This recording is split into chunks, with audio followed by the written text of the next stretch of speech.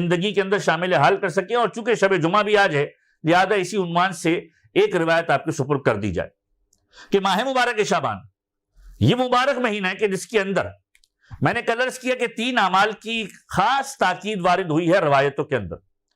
ایک ماہ مبارک شعبان کا روزہ، دوسرا ماہ مبارک شعبان کا استغفار، اور تیسرا ماہ مبارک شعبان کے اندر صدقہ دینا.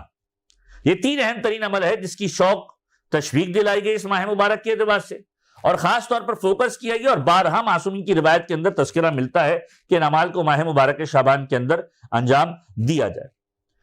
اب امام علی ابن موسیٰ الرضا علیہ السلام ایک مرتبہ درود پڑھیے محمد و آل محمد. اللہم صلی علی محمد و آل محمد. کہ جو شخص اس ماہ مبارک شعبان کے اندر ایک روزہ رکھتا ہے پروردگار عالم کی بارگاہ میں اسے کیا رتبہ ملے گا؟ یہ اب 8ویں امام کا جملہ ہے جو ماہ مبارک شعبان کے روزے دار کے اعتبار سے، کہ جو اس مہینے کے اندر ایک روزہ رکھتا ہے پروردگار عالم کی بارگاہ میں وہ جنت کا حقدار بھی ہوتا ہے، جنت میں داخل بھی ہو جاتا ہے. اور پھر جملہ کہ جو 70 مرتبہ اس مہینے کے اندر استغفار کرتا ہے. کل میں نے عرض کیا تھا شیخ عباس قمی نے مفاتیح الجنان کے اندر باقاعدہ طور پر لکھا، اور روایتوں کے جملے ہیں کہ کم سے کم روزانہ کی بنیاد پر 70 مرتبہ استغفار کرے. استغفر اللہ و اسألہ التوبہ، خدا کی بارگاہ میں استغفار کا سوال کرتے ہیں، مغفرت کا سوال کرتے ہیں، اور اس کی بارگاہ میں توبہ کرتے ہیں.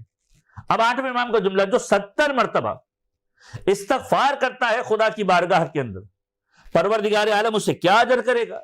فرمایا اسے روز قیامت پیغمبر خدا کے ساتھ محشور کیا جائے گا. آپ ذرا غور کیجئے کہ ہم میں سے ہر ایک چاہتا ہے کہ روز قیامت پروردگار عالم ہمیں اہل بیت یا اطہار کے ساتھ محشور کرے، بلکہ ہماری دعاؤں کے اندر بھی ہے. ابھی جو میں نے دعا مانگی خطبے کے ساتھ، اللہم ارزقنا فی الدنیا زیارت الحسین وفی الآخرۃ شفاعت الحسین، کہ پروردگار ہمیں اس دنیا کے اندر زیارت امام حسین سے سرفراز فرما، روز قیامت شفاعت امام حسین سے سرفراز فرما، اور روز قیامت امام حسین کے پرچم کے سائے کے اندر میں محشور فرمانا، اس دروازے سے داخل کرنا جو امام حسین کا دروازہ ہے. ہمیں زندگی بھر امام حسین پر گریہ کرنے والوں میں شمار فرما.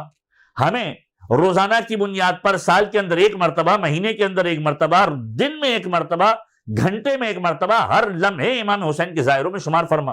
ہم دعا کرتے ہیں اہل بیت کی شفاعت کے ساتھ محشور ہونے کی. فرمایا جو اس مہینے کے اندر 70 مرتبہ استغفار کرتا ہے روز قیامت پیغمبر کے ساتھ محشور کیا جائے گا. اور اس کے بعد یہاں پر اکتفا نہیں کیا بلکہ روایت آگے بڑھتی کہ یہ وہ مہینہ ہے کہ جس میں روزہ رکھنا، جس میں استغفار کرنا. پھر فرمایا کہ پروردگار عالم ان اعمال کو انجام دینے والوں کے لیے ایک عزت و شرف رکھے گا کہ روز قیامت لوگ دیکھ کر انہیں پریشان ہو جائیں گے کہ کیا عزت و شرف پروردگار عالم نے عطا کیا ہے.